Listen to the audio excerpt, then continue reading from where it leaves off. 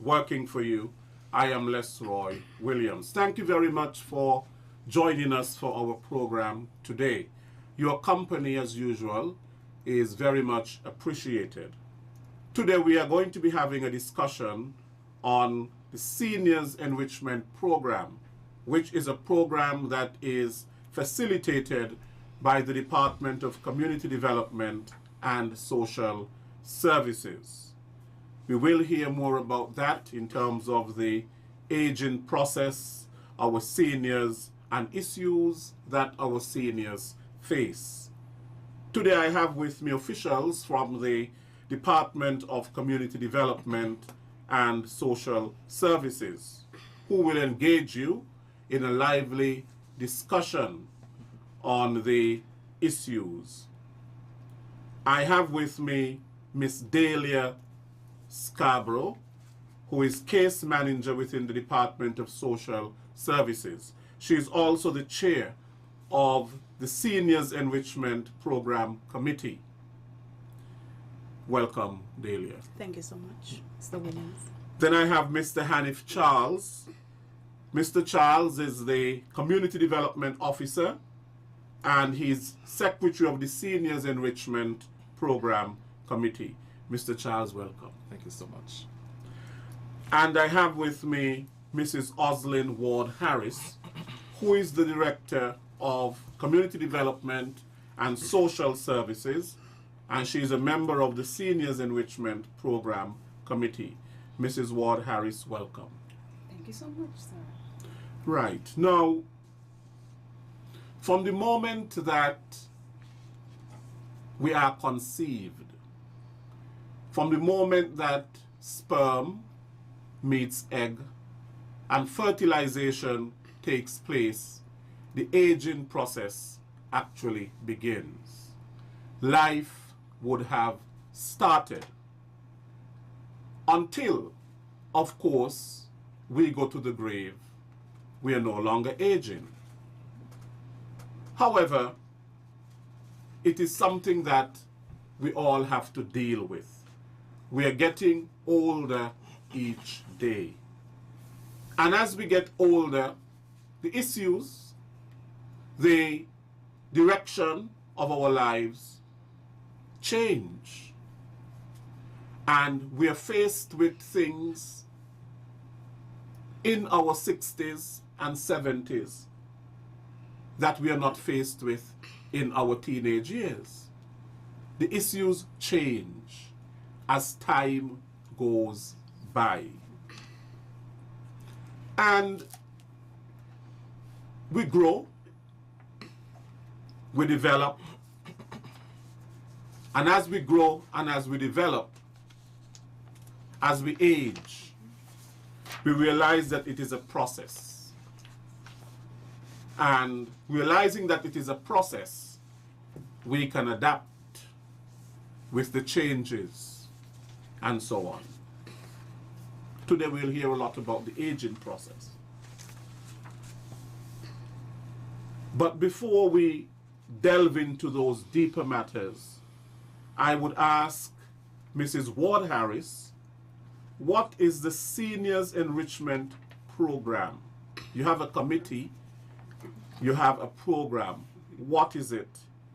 What are the objectives, the desired outcomes, the goals of the program?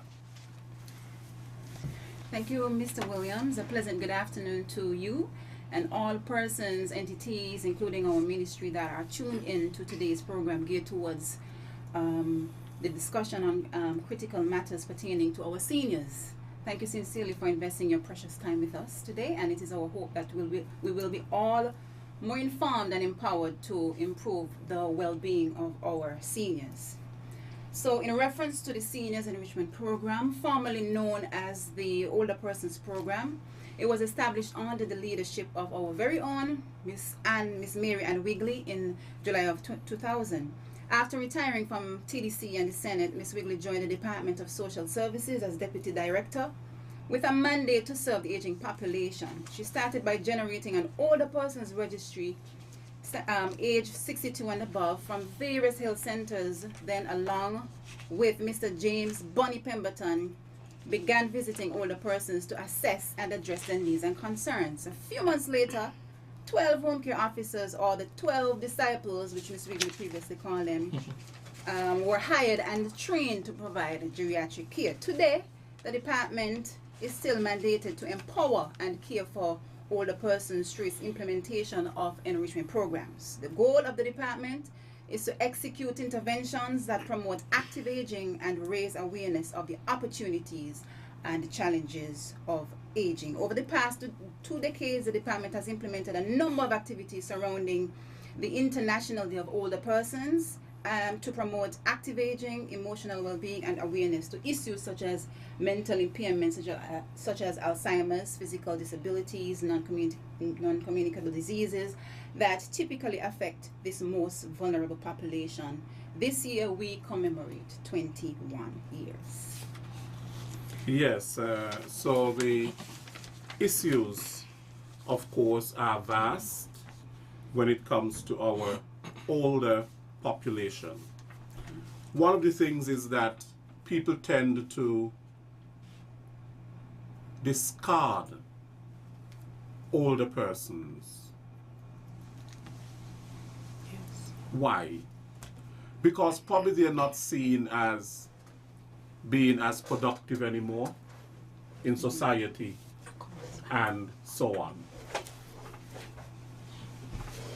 And the treatment that is meted out to our seniors is really unwarranted, because they would have contributed to society in meaningful ways, and there is a wealth of knowledge that we can gain from our older people, who really should be treated with respect. And hence you mentioned that International Day of Older Persons, which is celebrated, I think it's on October 1st. Yes. October 1st, and it is to highlight the role that older persons would have played and continue to play, and how we must be inclusive in our approach in terms of the development of society and so on.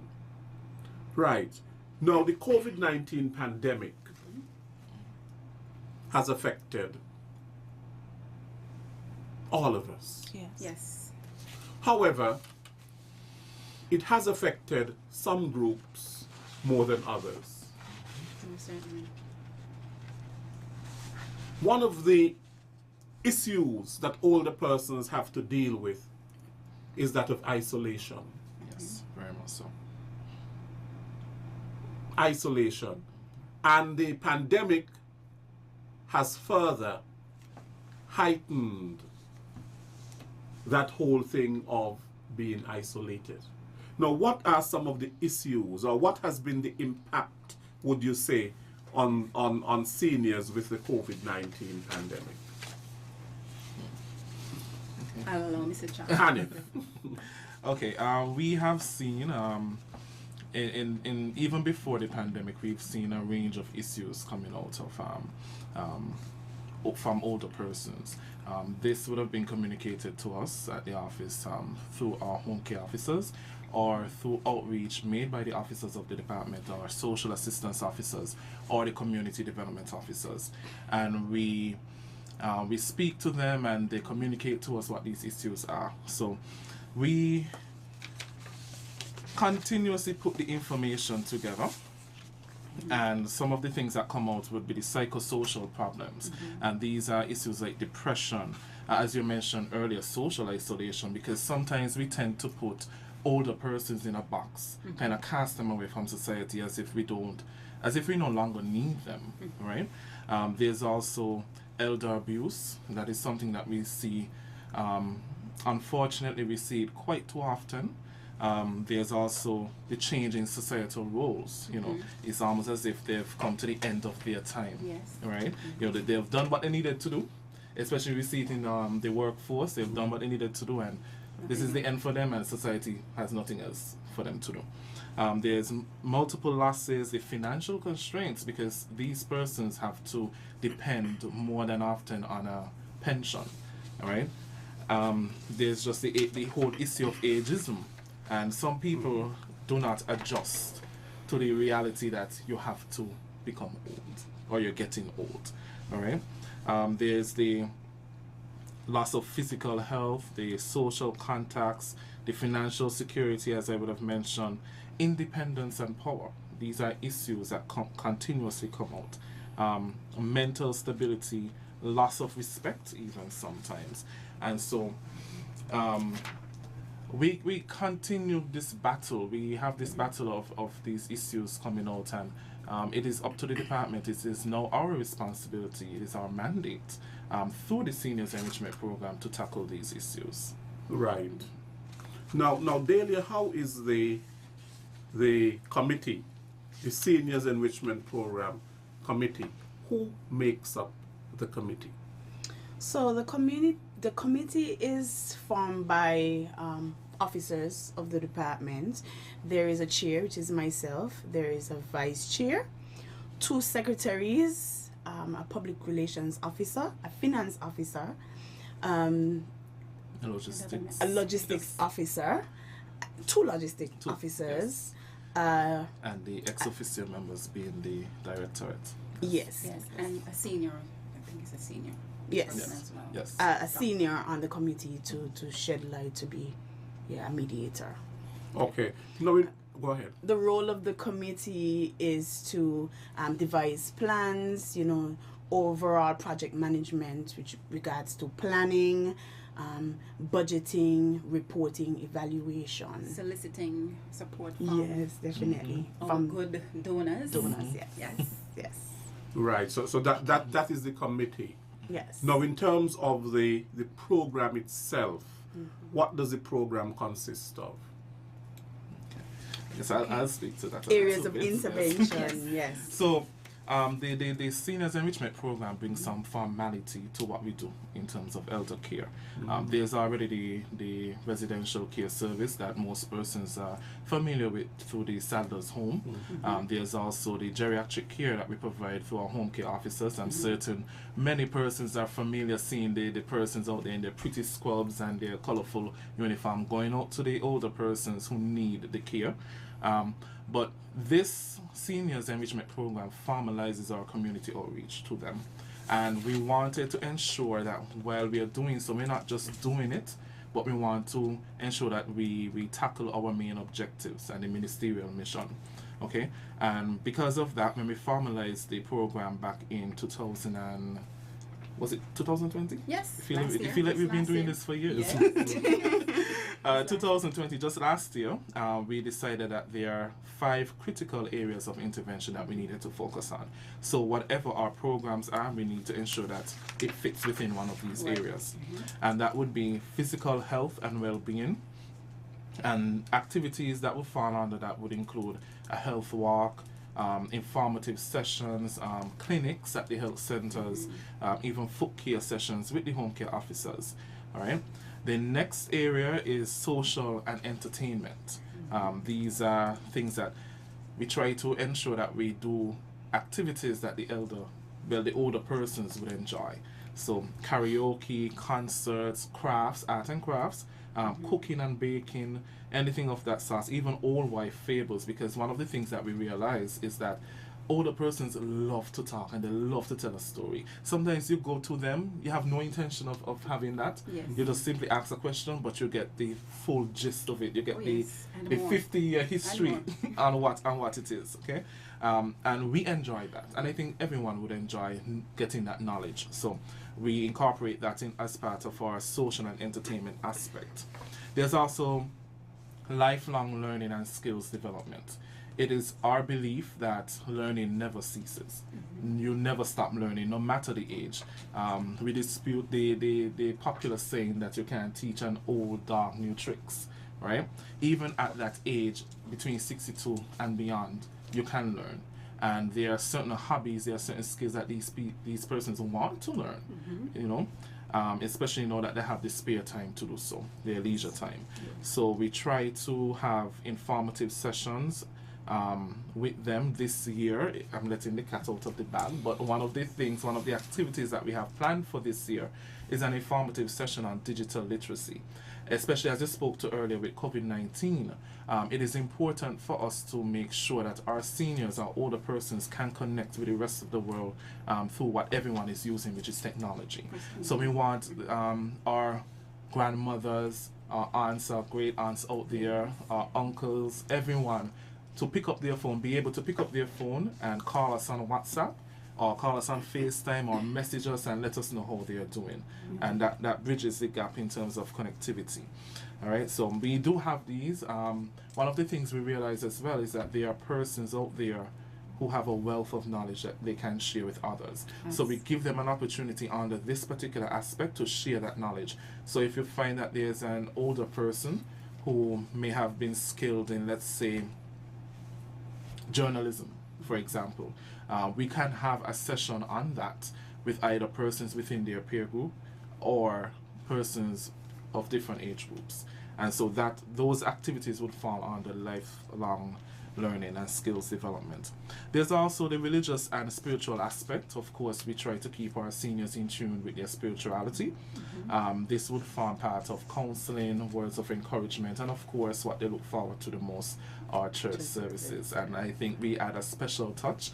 I know last year was the first time my mother attended a church service, and I can tell you from that church service we had, she said, any other activity we are having, I'm there. Like many others. Like many others. And that is the reaction we get. Yes. We get from them. So we try to do it as often as we could. And as flavorful. And as flavorful as we can. And we even with any other activity, we try to incorporate that aspect. Yes. Just recently we held a COVID-19 vaccine informative session for them, and there was that aspect in the beginning and at the end.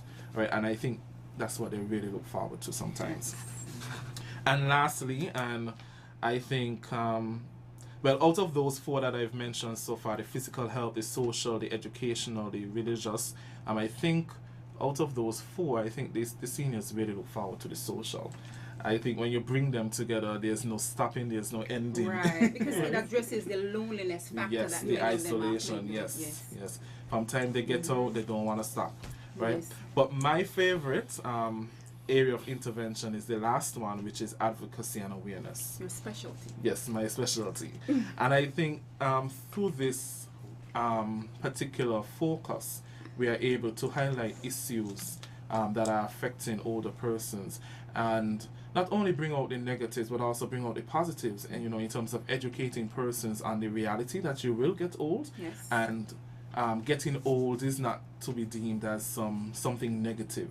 You could look forward to getting old, because there are so many things that you can do in your old age that you probably do not get the chance to do and will not get the chance to do during your prime time. Yes. Okay, so we try to educate persons as to the positives of growing old, and we try to inform them of what we are doing to make the aging process and getting old more pleasant. Okay? And through the advocacy and awareness, this is where we do our short documentaries, our public service campaigns, we educate persons, anything of that sort will fall under this role. So informative sessions. Yes. I think it was last year, we did a campaign, a public awareness campaign on COVID-19, and I am hoping that most persons would have seen that and become edified as to how the seniors feel, their thoughts on the COVID-19 and how it has affected them. We needed to hear directly from them. Yes. Absolutely. So, and we will continue this range of advocacy measures and awareness, and through all of these areas of intervention, we hope to ensure that there is some sort of holistic development going on when it comes to our seniors. I think a lot of education, awareness, as you brought, advocacy Right. need to happen. Yes, absolutely. Why? Because we tend to have this hierarchy of valuing human life. But the very fact is, there is no hierarchy in terms of where one life values more than the other. And in this case, sometimes somebody at 13 or 14 or 15 may think that their life is more valuable than somebody who is 90 years old. But the very fact is that that is not so. It is the same human life and the same value that must be placed on it. In other words, people must not be devalued based on their age. Right. There must not be people must not show a lack of appreciation for people because of their age, or to put them into certain categories Right. in which they are diminished. Yes. So therefore, the education, the advocacy, and the awareness is very important. You spoke about ageism. And we have a lot of that taking place where people are discriminated in society based on their age. Now, sometimes it is because you're older, sometimes it's because you're younger. Yes. Because you can have it taking place at both spectrums. Right. So the younger people would want to say, well, look, we're discriminating against the older people. They're old. Put them aside. Put them on the margins. They don't really fit in. Right. We're the younger generation. It's our time now. It's our time now. Yes. But at the very same time, we have to teach young people a respect, Yes. that the respect they should have for their seniors and for their elders. And to in a certain way, we are losing that respect. Precisely. Yes. So how do you intend advocacy, education you mentioned, awareness, how do you intend to instill in our younger people the care that they should have for our elders? Yes. I could recall a couple weeks ago when it was on a weekend. I was on Facebook and I saw this gentleman who would have stopped his vehicle in the middle of the road to allow a senior person who was he was not at all able to walk across in a fast way. So he stopped the vehicle, and he not only stopped the vehicle, he came out of the vehicle and walked the senior person across. I was so happy to say that. So immediately I messaged Mr. Charles, and I told him, said, listen, you need to tag that, because that is what we need to promote. These are things that we need to inculcate, we need to promote, we need to make people aware of. Because much of the younger persons, I find nowadays, they're very impatient. And I think we need to target that group and educate them on the importance of ensuring that older persons are treated in a most dignified way. That is extremely important and of concern to us as a department. I think it's also based on perception. I think, especially as a younger person myself, sometimes you might see an older person and you think, they can't really contribute anything. What could they possibly tell me that I don't know already? Yes. And so I think there's a great there's a need for us to really tap into the intergenerational mixing, which is one of our objectives for the programs actually. Coming out of the focus group that we would have held recently in just January. Can you back up and tell them the purpose of the focus? Oh yes, group lovely, discussion? yes. So the focus group, it is important for us to have that bottom-up approach, right? as Miss Wigley would always ingrain in us, there's a theme that they would have had some years ago, nothing for us without us. Right. And it's because of that theme we continue to operate on that mandate. Ensuring that whatever programs we do, we already came up with the interventions. We say these are the areas, but we need to make sure that the activities that we're doing under those areas, that these are things that the seniors would enjoy and would actually want to participate, because you don't want to do an activity and only 4 seniors come out. You know, and we have a greater population of older persons in our federation. So we held the focus group with the objective to really understand and get an idea, get some insight as to what the challenges are in terms of the aging process and aging in St. Kitts, and what are some suggestions to improve that process and make it a bit more pleasant for them, and how we as a department can intervene in that process, and also engage other stakeholders, private and public, in ensuring that that process is pleasant.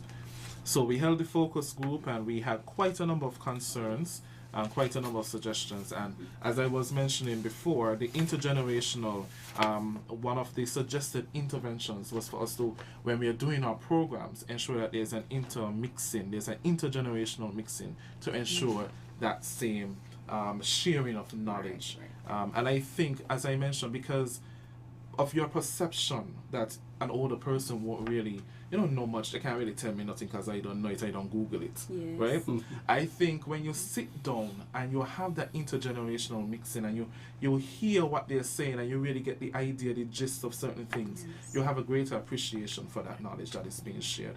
And so through our programs, we hope to tackle that and get more intergenerational mixing. What I was going to also add is that notion, I see it playing around a lot when it comes to the workforce, the ageism. One of the challenges right here listed from the focus group was perspectives on removing skilled seniors from the workforce to make room for younger persons and not tapping into the wealth of knowledge from older persons. They had quite a bit to say about that, and I think that is where we really see ageism in full force. But you hear it a lot in our society. Why don't these old people go home? Go home, yeah. Make room. Yeah. They don't say it's so pleasant. They don't say it's very pleasant, and that is where the attitudes you hear towards older people coming out, the way that they would say it, the sort of a tone, the sort of disregard and this and lack of appreciation for what others would have done. They need to go home now. Go home make way for younger people. And while to a certain extent that I can understand and agree, sometimes the way that it is done really shows, in a certain sense, a certain discrimination and so on. And basically that is what ageism is. Because sometimes, the older people can offer their services, maybe if they're not working, but they can offer their services as consultants and advisors and so on, professionals, because they have a wealth of knowledge. And there's something still that they can offer in terms of teaching younger people. Yes. If only younger people would listen. Yes. If only. Because sometimes they are not listening. You know one of the things I like to see, you spoke about the intergenerational relationship. And of course we live in an age now of technology. Yes. And some of the older people would not have, they're not so used to the technology as that was not their time. Right. But this is the time now for technology. And sometimes I have seen, like even the younger kids with their grandmothers and their grandfathers, and they're showing them things on the phone, the cell phones and on the tablets and all of that sort of a thing. To me, that shows you, look, not because these people are old, they can still learn from the technology. They can even learn how to use the technology, learn how to use the computer, learn how to use the internet and that sort of a thing. And in that way, you're sort of building a bridge instead of really severing that bridge between one generation and the next. Yes, the world is becoming fast, technologically advanced world. Everything's electronic now, ATMs. So I know quite a number of senior persons during well, just after the lockdown, they would have had issues because the place was filled, the banks were filled with persons, so they would have had that constraint faced, right? Instead of being able to use the internet service, the ATM services, and so on. So these are things that we can work towards assisting them with, that educational aspect, teaching them to use the ATM if they're unsure how to, because sometimes some of them may have children, but sometimes the children may or may not be in a position to assist them. They may not have the time. Okay, some senior persons don't have children at all, so they live alone, they're lonely, no one is there to assist them. So that is where we come in as a department.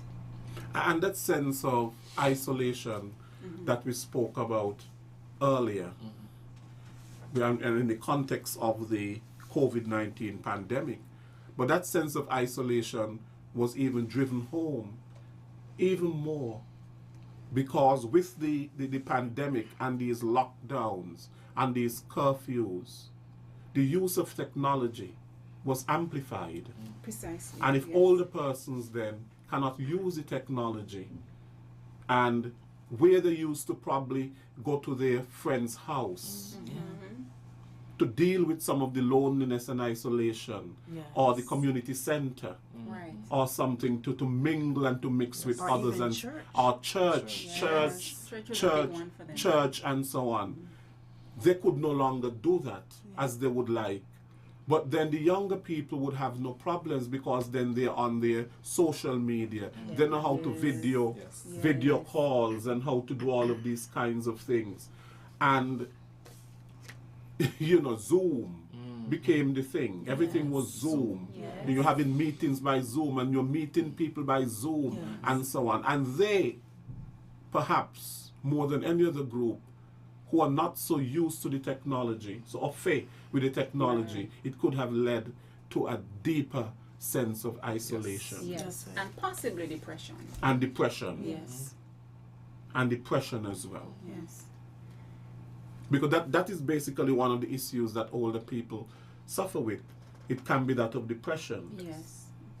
And depression can be brought on by the whole thing of isolation and neglect, which of course I know that Hanif is there, really wanting to speak about us to speak about that.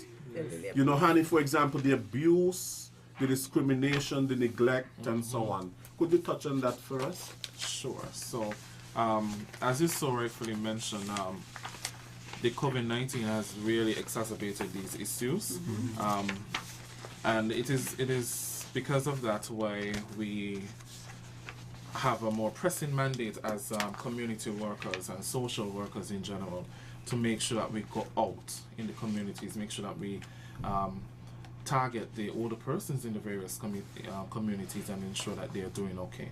Our home care officers, one of the roles that they play is going out and doing companionship. Yes, companionship, that's the word. Yes. They spend at least 30 minutes to probably an hour having that conversation with the older persons and making sure that they are okay. Sometimes what we find is that these persons, they tend to pour out a lot of information to the home care officers, and that information goes back to us, and then we are able to act on it. Some of the information that we get sometimes would indicate that there is some sort of abuse or some sort of neglect. All right, and I just want to inform persons of what elder abuse is. Elder abuse is a single or repeated act or a lack of appropriate action occurring within any relationship where there is an expectation of trust which causes harm or distress to an older person. All right, and we can agree that neglect leads to elder abuse. I had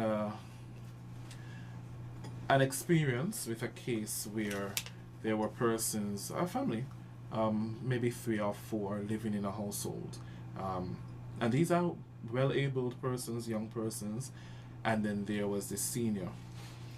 And you would go into the home, you enter through the front door, everything looks good. But when you go into the room where the older person was, trust me, you'll get emotional. I've heard of officers who would have visited that same household and they would have probably broken down emotionally to see the state, the deplorable state that the older person was in. And in that situation, what they were doing, they were not caring for the older person, so they had to fend for themselves. And the person really, they're not as physically able as us in our, prime time.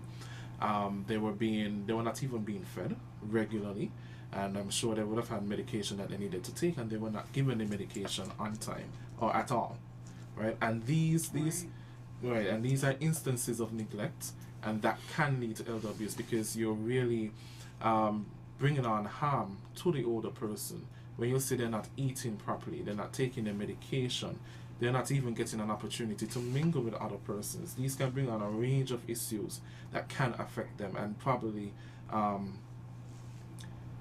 bring them closer to the time where they have to depart than they should be. Yes. This raises issues of, the family support and whatever system is really in place in terms of the family support, because at the time when the senior needs you most, and that family support is the time, if they're neglected, that can lead to depression, it can lead to thoughts of suicide, I want to die, nobody cares for me, it can lead to a lack of self-esteem, and all of these issues can be brought, and it can even lead to substance abuse. I would say the drinking and the smoking and that sort of a thing that can come out of that neglect and isolation and lack of attention, because at that stage of life people really need companionship. It's the loneliness and so on. But how do we understand? Because when you are young, most times you don't think about getting old. That is so true. Even the way we build our homes, we don't factor in all of these things. We don't. We think that we are going to remain young all the days of our lives, and we live in a world. We live in a world that tries to impress that upon us with whatever creams and anti-aging creams and anti-wrinkle creams and the whole cosmetic business of plastic surgeries and all of that sort of a thing. And the songs, I remember growing up, this song Rod Stewart sang, Forever Young. I want to be forever young. And these are things that we have. We think that we'll always have the nice tone and the smooth face and all of that, and the black hair and so. And in fact, some people go to the extent that they don't even want to appreciate the fact that this is how old I am, and so they buy all of these dyes and they're dyeing their hair and all of this sort of a thing, because of course that whole concept of the forever young. And so therefore that is another way I see it, as sometimes we have not come to terms with the whole aging process. What is wrong if you have your gray hair? Your gray hair is a sign, and gray hair is not even a sign of old age, because we have young people with gray hair. Oh yes, they're right. They're right here. It's a sign of wisdom. And everything is a fight. Everything is a fight against growing old. There's a fight against growing old rather than acceptance. And because when we are young, Hanif, you're the youngest one here, and we don't think in terms of getting old, so it is to when we are young, we do not prepare for retirement and old age. And so therefore, some of the issues, and I want to hear you on that, might be brought on because when we were young, we never prepared for those things. And so when we reach old age and so on, the problems are even more. And then we feel depressed. And then we have despair. And then we feel that we have no hope because the preparation wasn't there. What do you say, Mrs. Harris? I totally agree. It is my view that we need to ensure that persons leading up to old age are adequately prepared. Yeah, and you know there are different facets. There's a financial component of it that they need to be prepared for as well. So even with my staff, that is something that I intend on doing for persons before they reach or even before they get close to retirement age. I think their mind needs to be settled in all aspects. Okay, this is something that I need to prepare myself for. So when I get to that point, I shouldn't be butting and boxing and getting fearful and anxious that I will be thrown out of the system. You should already have something in place. So I totally and sincerely agree with you. And then sometimes it is the financial thing. Yes. They don't have the finances, and that's a big part of it. Yes. With even retirement, some people don't want to retire because they have this mortgage to pay. Yes. And we're a very know, and- compassionate society, so Yeah. we want to empathize and try and include them for as long as possible because these are hard times.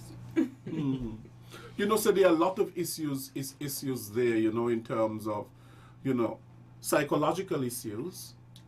That is so true. Yes. Maybe I feel as though, what do you say daily, that I did not lead a meaningful life. I led a worthless life, a life of a vagabond.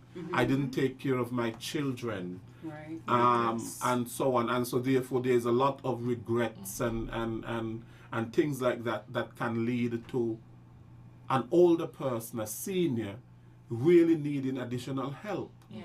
Because how do you come to deal with those issues Right. in older age when you realize maybe when I was much younger, I wasted my time, I did not do what I was supposed to do, and now that I am old and I look back in Yes. retrospect Yes. in how I have lived my life, sometimes there might be a lot of regrets and can lead to depression, drinking, Yes. substance abuse, and so on. So you have your hands full in terms of dealing with these issues. Now, in terms of training to deal with such issues with seniors, what sort of a training does the Department of Community Development and Social Services provide for the staff that is going to be working with the seniors enrichment program? Because there has to be some sort of a training. Yes. Okay, so before one becomes a home care officer, he or she has to be trained in the area of gerontology. So they have to enter they enter being a home care officer with that training. Okay, so in addition to that training, there are specified areas that we would need to zoom in on to strengthen their capacity. One of such areas is sensitizing them about how best to deal with persons suffering from Alzheimer's and dementia and so on. So these are specialized areas we realize that families and individuals are plagued with. They just don't know how to deal with them.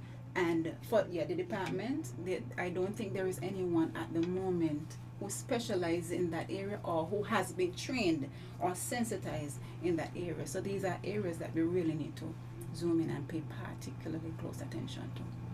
Yeah, like even in terms of the area, Hanif, of the, it's not just, it's the offering of the psychosocial support, Yes.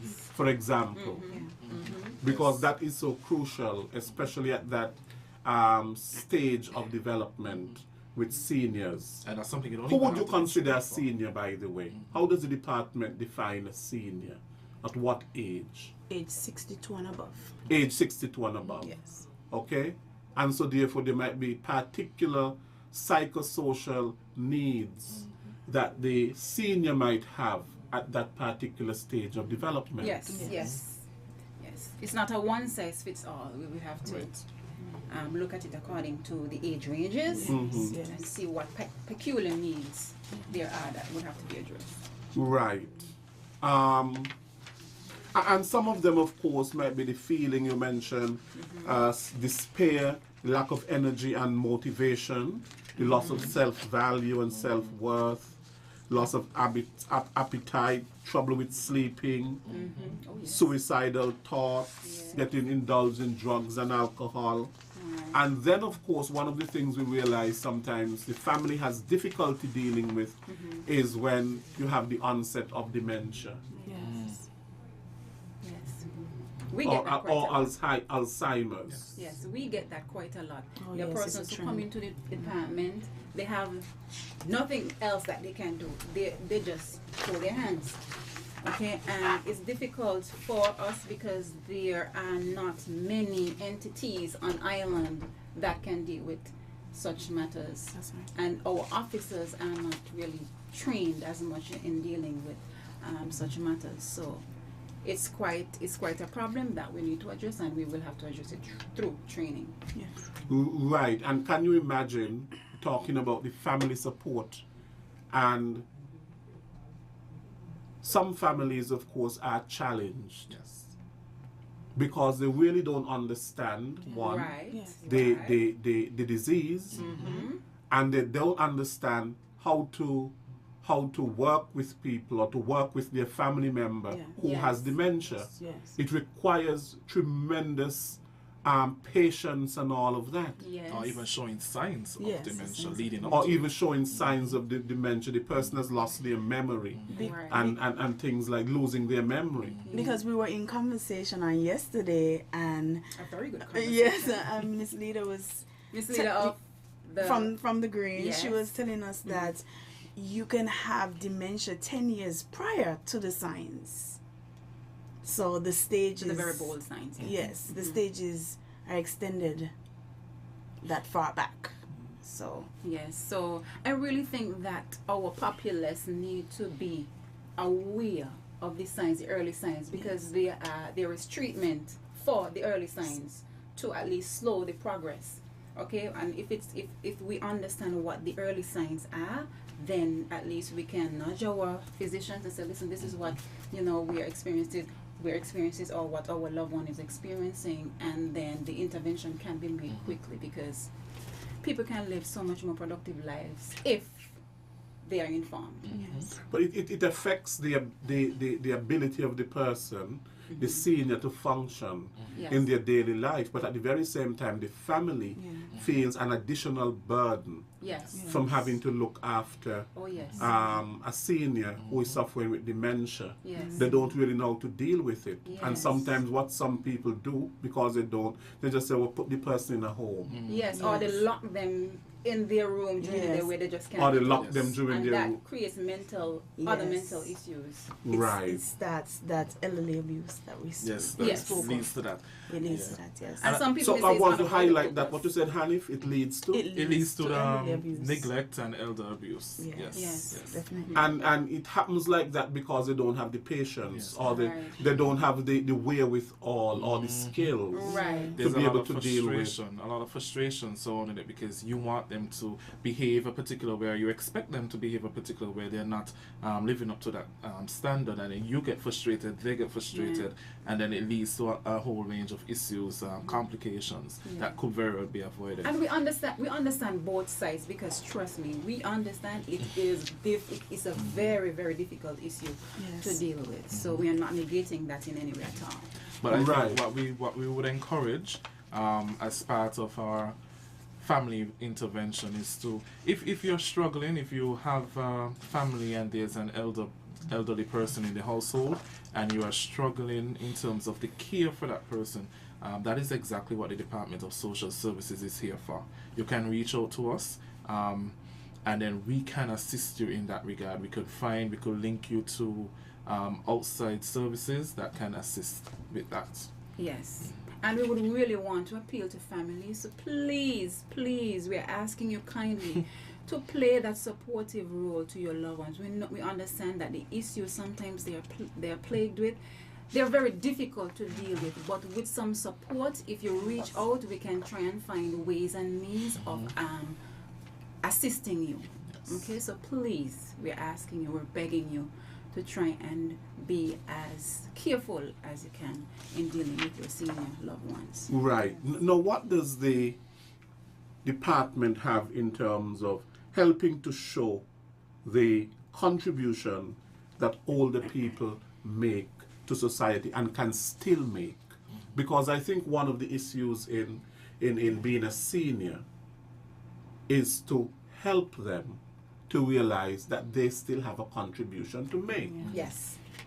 And part of the problem with the discrimination has been that people tend to think that they no longer have any contribution to make, Right. when in fact that they do. Yes. And if they still think that they do have a contribution to make, how do you help them to make that contribution?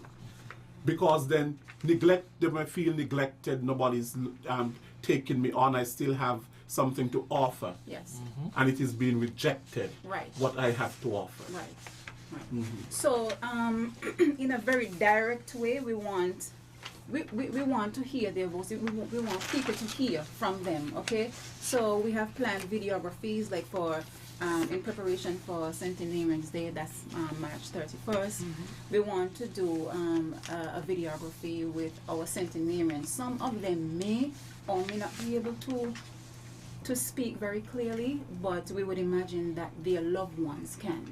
Okay, so we would need to find out, like some of the secrets they have, regarding their longevity and so on. So rather than we persons learning from them indirectly, we would want people to hear directly from them. So these are some of the ways and means we're going to go about addressing that. Now, how do you work with the Ministry of Health, for example, to develop a public health response to aging? Because aging has to do with a public health response. You spoke earlier about, of course, there are many health issues in relation to aging. Yes. We spoke about one of them before, dementia, depression we spoke about. Yes.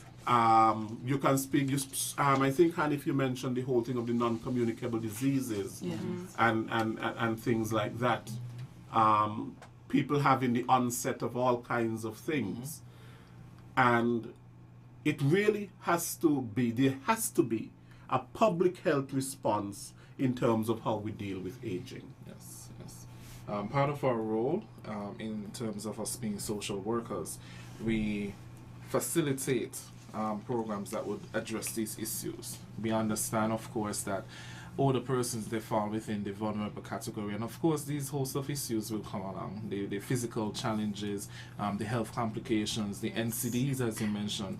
And I think these are a lot of issues that older persons, well, not necessarily older persons, but as you reach that middle age, you start to think about, the next few years I might be home, can't move, and these things, And what we tend to do, we collaborate with the Ministry of Health to see how best we can address these issues, either through educational programs, informing persons of how they can live a healthy lifestyle even when they're at that age or even before, so they could prevent a lot of the issues that come about during old age. Prevention is better than cure, absolutely.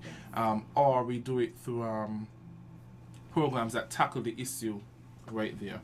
There's the clinics that we tend to collaborate with the Ministry of Health, especially around the diabetes. I'm trying to remember the day. There's a World Diabetes Day. World Diabetes Day. Around that time, we tend to collaborate with them to ensure that information is disseminated to all seniors. Yes. And we do that for a lot of other issues, a lot of health issues, to ensure that the public is aware that these issues normally tend to rise, especially in that vulnerable population, what you can do to address the issue head on, but most importantly, what you can do to prevent the issue from even becoming an issue. Yes, and I'm sure we can collaborate even more with the Ministry of Health in terms of what we place on our Facebook page, advocacy. They would have already shared their calendar as well, so we would be looking towards seeing what synergies there are that can be had going forward. Yes. I think we share quite a positive relationship with them, even down to the home care officers and them finding out information about if they have a particular client who has a particular health concern, they find out information from the community nurse or the district medical officer, and collaborating with them to ensure that the care that they are giving to that client is adequate enough to treat in alignment with the concern that they have. Do you think that enough emphasis is placed on the whole dimension of the aging process, or you're just focusing on the fact that a person has reached 62 years old and now they're a senior? for example, do you look at the factors, for example, that would influence healthy aging? Do you look at the environment, whether the environment be physical and the social environment that is going to be conducive to the growth of our seniors? Do you look at that, for example? Because it seems to me, when you reach a particular age in life, you're called a senior, or you're retired, or what people call old people, which is not a nice term. No, it's It's very derogatory. Yes. That this is the time when you really need a supportive environment. Yes. I think the issue is tackled way before that, especially on our part, because through community development, through social assistance, through social work in general, we ensure that we are looking out for the welfare of persons. As you mentioned, ensuring that the environment that they're in is conducive to the aging process. All right. And again, as I mentioned before, ensuring that they have the healthy lifestyles and all the components of a holistic development before they even reach the age of 62. So I think the issue is tackled before. When they get to that, of course, it is now our duty to make sure that going from 62 onwards, that it is a very pleasant experience for them. Because that sometimes people between 70 and 80, sometimes they have mental and physical capacities that are similar to people in their 20s. Yes. And in fact, their brain is sharper than Yes. sometimes somebody who is 20 years old. Very sharp. Yes. And we see that when we go out every year to give them their gifts, their gift presentation on their birthdays, it's like, are you sure that you're 92? Yes. Are you sure that? Because their minds are sharp. They could give us stories. We always ask them to give us tips on life. They will sing with us. Yes. And so therefore They're they may not always have the same needs.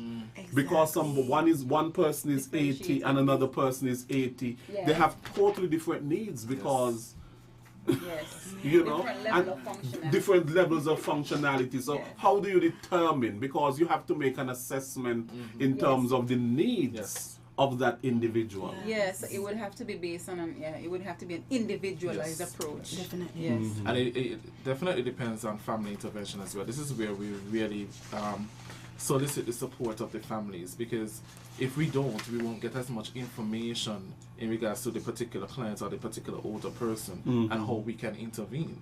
Right? So when we have that conversation with the families, we get to know more about the client or the older person, and then we can adequately intervene in their aging process. So as you mentioned, somebody might not need so much of a they might not have so many health concerns, but it's just the companionship that they might need and the psychosocial support. Yes. That's what we look at.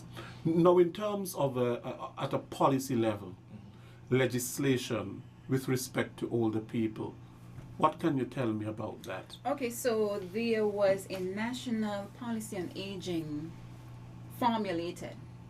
However, at this moment, it is still in draft form. It's my understanding that it is supposed to go to cabinet for approval. Is this the first time that they're drafting something like that? Well, there was a policy. Or this is an update. It's I think it's an update because I could recall Mrs. Laverne Greaves. She would have drafted something maybe about 15 years ago or so, or maybe more. And then I think there was need for the policy to have an action plan component added to it. Okay, so from my time being at the department since May of 2019, Miss Clark, Mrs. Zilla Clark, has been very instrumental in getting to the policy and action plan to be where it is now. Okay, so it's anticipated that hopefully maybe by year end, if I hope I'm not talking too fast, we would have something concrete. Yeah, because it is very important, Mrs. Harris, at a policy level, to have in law, for example, in terms of our seniors. Yes. I know in some countries they take their older populations, the aging populations very, very seriously. Yes. And so therefore, for example, in England, when you reach a certain age, you do not pay for public transport. Right, right. When you go on public transport, you do not pay. Yes. We have nothing here like that. Right. And I think that You is- know, when you go into certain institutions and so on, you are given special service. Yes. There are special lines Right. in which you go for the seniors and all of that sort of a Yes. thing. And these are some of the ways that we can put laws and we can put you can have policies in place. Yes. We move from just talking. Right. And these policies will ensure that somehow we are becoming more of a caring society Right. towards our seniors and Right. so on. How is it that we build our homes, for Right. example, and things like that? Are we building our homes knowing that, of course, you know, someone is going to become old and they're going to need support in the bathroom Yes. and all of that sort of a thing? Are we building with ramps? Right. Because, for example, some people may not have the strength to go up the stairs and all of that sort of a thing. The society and how it is structured, Yes. the laws and policies that we have, says a lot in terms of how we deal with vulnerable groups. Yes. Yes. And I don't even want to use the word vulnerable so much because sometimes that is a ageist stereotype to think that seniors are vulnerable, but they're not vulnerable. What I'm saying, though, you can understand what it is that I mean, because sometimes the assumption is that they're frail, that they're dependent, Yes. that they're a burden to society, and all of these are really ageist attitudes Yes, Yes. absolutely. that we may have. Yes. But at the very same time, we have to face the reality. Yes. And we have to build and put structures in place that support our aging population. And if that is not happening at a policy level, in terms of our laws and the structures we have in society, we are part and parcel of the problem and the attitudes and the prejudices and stereotypes that continue to perpetuate Yes. this discrimination, abuse, neglect of our older people. Yes. Just yesterday, Mrs. Leader of the Grange, she was briefing us on what her very deep concerns are. And one of the things she mentioned, or she recommended that we undertake, is the development of an elder abuse policy. Okay, so that is something that we would be looking very seriously going into 2022 to do, hopefully with the support of even the Ministry of Finance, because we do understand the need for getting this policy in place. And not just having a policy in place, but ensuring that the policy is enforced, because that is more important. And the elder abuse policy will take into, I would suppose, it would be very comprehensive because it takes into consideration all kinds of Yes, abuse. different aspects, yes. Physical abuse towards seniors, emotional, sexual abuse, Financial. as well financial abuse. Because sometimes people, the only thing that they don't want to look after you, but they want to get access to your bank account. Oh yes, How oh yes. could that be? Oh yes. Yes, and I think we experience that quite a lot in St. Kitts. We Yes. have, incidences of persons, withdrawing from persons' accounts, older persons' accounts without their knowledge. And some of the these senior things. persons, because they have dementias, Mhm. it's very confusing for them. So they sign, maybe not in their perfect mind. Yes. So they sign and they get them to sign wills and all of that Yes, sort of a thing. Yes. And So this- the abuse is there. And Yes. the psychological aspect of it, the brainwashing, Yes, yes. that yes. is, yes, major. So these are some Yes. very, very complex issues that would Yes. require policy, to help address. Perhaps out of the scope that we can do with the Seniors Enrichment Program. Yes. Yes, most definitely. Okay, excellent. We are going to go to our phone lines and to hear what people have to say, but we'll continue our debate Okay. while the calls come in. And the numbers to call are 1-718-577-2916, 1-718-577-2916, and the local number is 465-2555, 465-2555. We await your calls. There's a call already. Working for you. Good afternoon. You sure? Good afternoon, Lesroy. Good afternoon, sir. Yeah, and your guest that you have there on the program. Lovely program as usual. Yes, thank you. Yeah, and I'm glad you are touching that.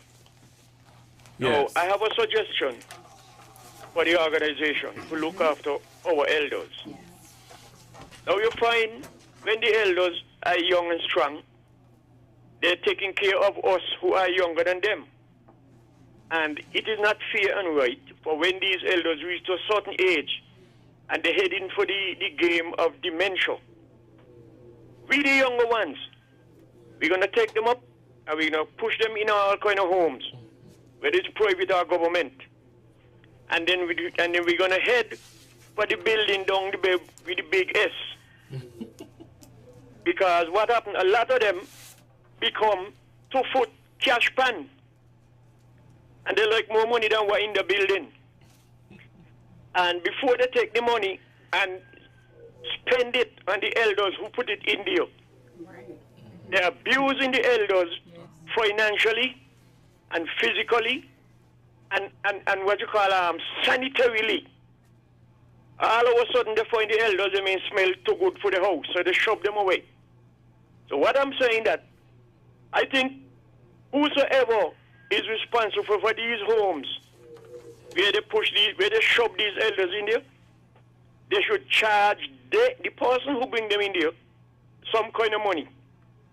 Some kind of money to help to feed those people in there, whether it's be government or private. Because they take the elders' money and they lengthen the fingernail like a parrot beak. And then they go and go lengthen the hair, all of a sudden the hair start to go faster than anything on the earth. With the elders' money and knock out the elders. And some of them hardly go look for them. So I think they should charge them some kind of money when they go draw the people their money, what they put in the social security. Thanks for listening. Thank you so much. Yeah. I agree. I agree with that caller so very much. Yes. But what I thought the caller was getting at, or at least my idea of it was, when it comes to persons putting their older ones into the home, I thought he was going to suggest that the home needs to do sort of like an investigation or have that investigatory phase where they really investigate and make sure that the person needs to go into the home. Because oftentimes the person doesn't need to go into the home. You know, the But family some can homes may care. probably not be looking at that. No. What the home is looking is Is they're the getting the money. Of course, Right, of yes, course. yes. Of course. Yes. Mm-hmm. So there's that conflict right there. But Yeah, but the abuse of the elderly, of the seniors, really needs to be addressed. Yes, and there must be the legal teeth. There to must be able legal teeth. to do that, because I know even in instances, I wouldn't call the name of the home, but there have been some issues in the past regarding the absence of the legal teeth to address matters, because there are family members supposedly who are accessing the finances of the person who is in the home, and they are not contributing in any way. Not at all in any way. So it's almost like they are eating, but they're not ensuring that the person eats. And that is something that we really need to find ways, very strategic ways to address. Because it's a very, very serious matter. And it's proliferating. You know, the scriptures, the Bible, speaks about how we should treat our older folk. Speaks about how we should treat our mother and father Yes. in their old age and all of that sort of a thing. And we have to develop systems of care Yes. in our society for how people are treated. Yes. It is about human rights.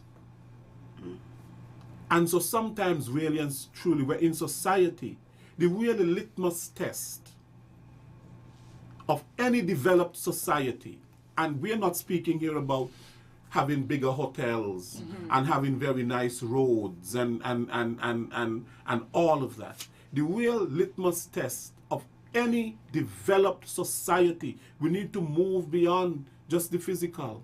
Yes. The physical structures is really how humane Yes. Yes. we really are, Yes. and how we respect people and their human rights. That that is the whole crux of the matter, because this is where we're talking in terms of human development. Yes. How caring are we as a society? Because when we abuse one group, it's an abuse of all the groups, Right. really. It's an abuse of all the groups. That's what we don't realize. Because abuse has the very same root. Right. Abuse is abuse. So if you're abusive towards women, and you are going to tell me you're not abusive towards so and so, you are abusive. All abuse is abuse. It doesn't matter whether it is abuse of the young, whether it's abuse of the old. It doesn't matter if it's abuse of women, abuse of men, abuse of gay, whatever it is abuse. You are an And things abuser. have a way of coming back around us, whether directly or indirectly. So that needs to be remembered, right? So you abuse somebody, chances are you may be abused later on in your old age, or maybe some child or children. It's of from what you yours. call karma. Karma, that is exactly what it is. That is So exactly. it is a real cycle. So the whole thing, the awareness, I am concerned about, that Hanif spoke about, especially in our young people. How do we get to build that awareness in our young people, that they, sometimes you're not even seeing the respect that younger people have for older people. Yes, They yes. don't even have that respect anymore. Sometimes they pass you on the street, they don't say good morning, they don't say good The afternoon. common courtesy. In fact, they will abuse you. Oh yes, the language is disgusting. Yes. It is, most definitely. And in fact, sometimes, you know, when you try to discipline the child go home and tell the mother, and the mother comes, and the mother abuses you Instead of saying thank you. instead of saying thank you. That was yesteryear. Working for you, good afternoon. Afternoon. Good afternoon. Mr. Williams, Yes, sir. everything sounds good in theory, but in practical, I don't think they're doing a good job, you know. The supervisor, especially for the village, not walking around. He's not walking around at all. You mean the community Yes, he told the development office, officer? So she can't give a good assessment of what the workers are doing. Another thing I would like to see, that they take off those ads off the TV where the old people are being mistreated, the one where my pension belongs to, and that. I think that should take it off the TV, and the one where the girls say, go to bed. Okay. That's human. That is thing, man. They're giving the young people, they're giving them strength to abuse the older ones. So I think the fourth they should take it off the TV. Yes. But what they're saying there, the plans are good. Okay. But tell the supervisor come up, because I'm just getting into the program, and nobody visit me to see if I have a need. To tell them walk around. I need to be registered. Okay, thank you. Okay. Right, and he's making a good point there. If you're not going around, and if you're not, really going around and seeing what is going on, then you won't really be able to assess the needs and so on. I suppose that is why you have the community development officers, right? Yes. And the yes. home care And the officers. home care Yes. officers. Particularly the home care officers. Yeah, we imagine that there will be quite a number of exclusions because of the human resource constraints, but we can still do quite a bit with them being more vigilant and being more present in the community. So that is something. And where the home care officer falls short, there's also the social assistance officers as well as the community development officers, because the reality is all three of these officers are out in the community. So where Mr. Williams, for example, might be a client, the home care officer might know you, but there might be another client, Mr. John. The community development officer knows that person, but the home care officer doesn't. So there's collaboration, and that's how we get to know everyone in the community. Yes. I think the commercial that the caller was referring to, I think it was highlighting a particular issue. I can't recall what the issue was, if it was if it was elder abuse or if it was gender abuse or gender violence. But I think that was the aim of the commercial. The commercial was not produced by the Department of Social Services, just putting a disclaimer out there. But I think that was the whole idea behind that particular commercial, if it's the same commercial that I'm thinking he or she is referring to. Okay. Right. And rewarding, recognizing our seniors is very important. Yes. You know, I see that the Deputy Prime Minister, the Honorable Sean Richards, the Ministry of Public Infrastructure, he had a retirement award service for people within his ministry, where they were recognized on their retirement. Yes. And I really applaud him when I saw that, for that initiative of making people feel that the work that they would have done for so many years, and they reach to a certain age now, and they're being retired, that you thank them and you show your appreciation. Yes. Sometimes, really and truly, the way that sometimes people are sent home, Yes. the way that they're just dismissed, there is no heart, there's no conscience. And it doesn't matter whether it is being done by the government or the private sector, it needs to stop. People are just sent home like that.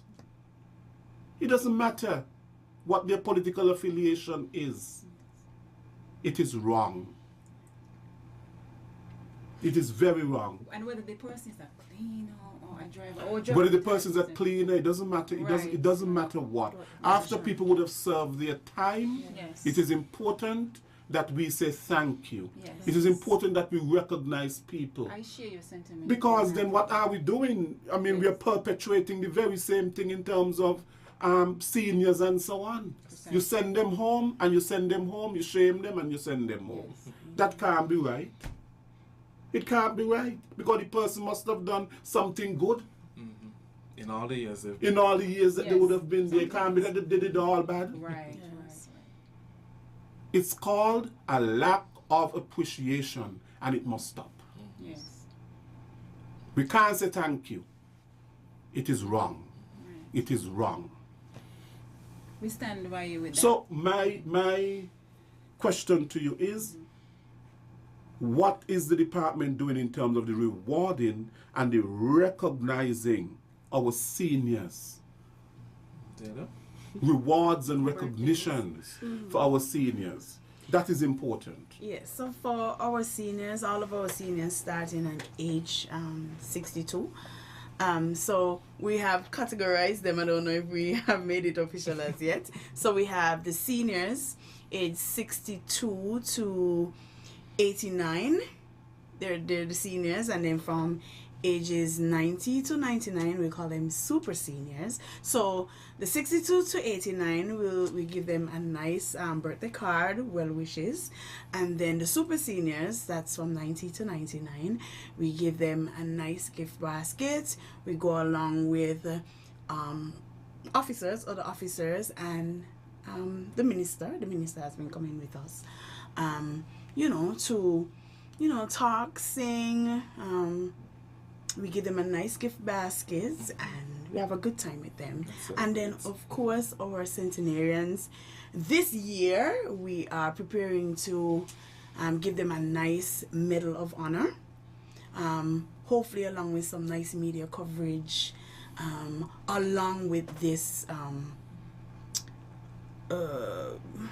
short documentary. Yes. Regarding their longevity. Yes. So yes, we are honoring them every year. Yes. We're recognizing them each milestone. Notwithstanding financial constraints. Yeah. So that is why we have our good sponsors. For example, Nubian Development Bank, Sports Center, all of these. You can name them.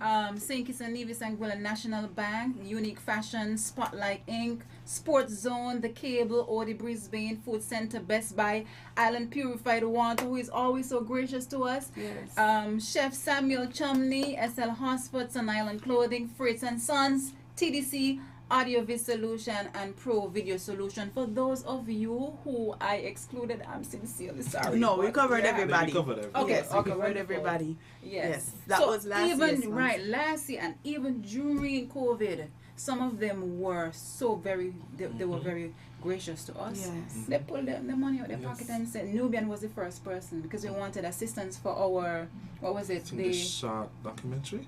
Oh, no, the no, competition. Patriotic Wear Patriotic competition, Wear yes. competition for our seniors, and he had promised us the year before. He said, "No, I'm gonna still give it to you," and he did. So he was our very first sponsor, and we are grateful to him for that. So Nubian, thank you very much. Right, and there are some people who just have this gift and who are very, very passionate Yes. in terms of working with seniors. I have an aunt who lives in England, and she works with seniors. They come into homes and so on. She's the manager of a scheme there, Yes. and so on. She makes sure that they take their medication, and she checks upon them, and she has their records and all of that sort of a thing. But you know, we need more people like that. Yes. Yes. And volunteers So- as well too. Yes. So what Yes. about volunteers? Yes. What do you have to say about They that? are coming in one by Yes, one. one by one. Yes. We always encourage, we always put out a call for volunteers to come on board and assist us. We can't do it by ourselves. This year, I think we're going to have an activity later down to celebrate International Day of Charity. So community groups, volunteers, service providers can look forward to that. Even our corporate partners can look forward to that, where they can assist an older person in their communities. Yes. But we put out a call for volunteers to assist us with our program throughout the year, and we greatly appreciate that. Right. Yes. And I think also I should mention that we would love if anybody who provides a service to older persons, if they can contact the department and let us be aware of that service that they provide, in the event that we have a particular client, that we can link them to that service. So whether it's home care service, private home care, residential care, or even just transportation services tailored for older persons, grocery delivery, any sort of service that Yes. you have that is targeted towards older persons, do reach out to the department. You can find our page on Facebook, or you can contact our office at 467-1314. Right. And sometimes the area in which people can assist has to do with hygiene. Yes. Even retirees as well. We welcome you.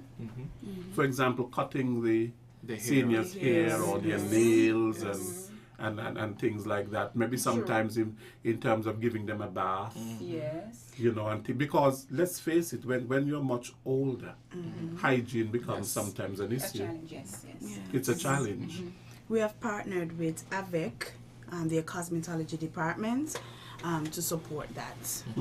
So every year, They always come on board. yes, they come on board and seniors go and get their hair braided, manicures, pedicures. Yes. And I think it not only deals with the hygiene and the health aspect, but also just the psychological aspect of it, knowing that you're going in and you come out feeling fresh, you're feeling young again. Yes. Right? And I think a yes. lot of the seniors look forward to Yes. that. Yes. Yes. Right, and that too, you know, lifts their Yes, self-esteem. lifts the spirits, yes. And their spirits. Now, the all of society approach that you spoke about, could you elaborate a little bit on that? We're hearing that term very often these days. We hear it with the COVID, we're hearing it with other things, and we don't want it to become cliche. So, what is your understanding when it comes to the Seniors Enrichment Program and the all of society approach? Okay. The caller earlier mentioned that, you know, in times before, we really had the notion of it takes a village to raise a child, where most times you'll find the grandmothers and the grandfathers in the villages, you know, really raising the children and bringing us up, taking care of the younger ones. And what we are saying is that at this point in time, we're going to rely on everyone, the younger persons who would have been taken care of, to now take care of their older persons.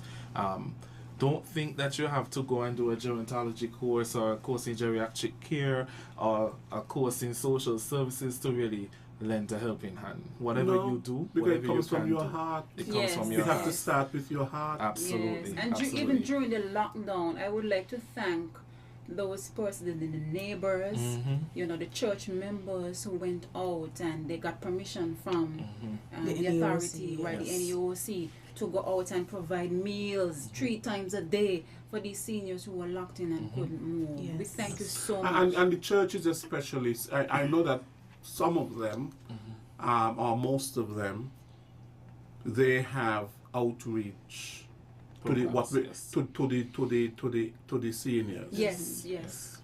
But they use a term in the churches, to me, that has to do with some of the ageist stereotypes. Okay. We are going to visit the shut-ins. The sick and shut. Yes, yes, yes. Yeah. The sick and shut-ins. What does that tell you? That word shut-in. Yes. Yeah, isolation. Isolation. It enforces the whole thing in terms of isolation and even neglect Right. and so on. They are shut in. Right. And the question you might ask, why are they shut in? Yes. Why can't they be taken out for a drive? Yes, Miss Lida said the same Why thing. can't they be taken out for a walk? She said we shut them in. We shouldn't. It's we who really shut them in. That is And when you come to think of it, we have been using this term over and over again. Yes, But the term is really derogatory. it is. It is. It's a Because derogatory it's almost term as if you're loaded with ageist stereotypes. And it doesn't do well for their mental health. Yes, us it does to call not. them. When they here. consider themselves to be a shut-in. A shut-in. Yes. Yes. It's an almost as if enabling. us just going and just giving them whatever, we're almost exacerbating the issue because we're not doing anything to turn the situation around. We Yeah. just here, go ahead, you're a shut-in, and we're gonna continue having you as a shut-in. So here you go. Yes. Yeah, because the opposite of that, shut in, is shut out. Right. We have shut them out by calling them shut-in. Shut-ins, Yes. yes, yes. And that is just the reality. That is We have shut them out by calling them shut-ins. But really, I think what That- the that we term have to- that really, we have to be revisited. yes, I think the term needs to be revisited. But the concept really is for persons who are unable to come out. whether That is the because of concept. We physical understand the challenges, concept yes. because of the physical challenges Yes. and so on. But even some of those persons, so that sometimes you can take them for a drive. Yes, you can. Yes. Yes. And a whole new world opens up because some of them yes. haven't seen Frigate Bay Or even Yes. town. and so on Town. in a lot of years and that sort of a thing, you know. Yes. And we saw that when we had the activity. Was it the coastal run? We had a particular activity where we took the the train seniors ride, out. the scenic railway. Mhm. Yes. And we normally see this coming out of those activities. Man, we had quite a bit. We Yes. didn't expect so many Yes. of them. Right. Yes. So we're out of time. Yes, we I are. mean, we can go on and on and on, but we are out of time. But somebody told me that you're planning on having some Golden Years Club. So let us close on that. Yes, so the Golden Years Club, in the bigger cities, they would have their program where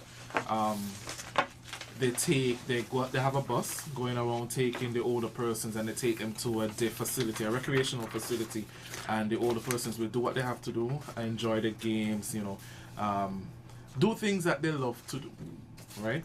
And then at the end of the day, they will take them back and they do it again. Because Yes. these persons have quite a lot of time on their hands. There's nothing really to do. They have a lot of leisure time. And so we would have done it in the past. It was established in St. Paul's was the pilot project in 2004. At that time, we had the particular social assistance officer who was the focal point for establishing the club.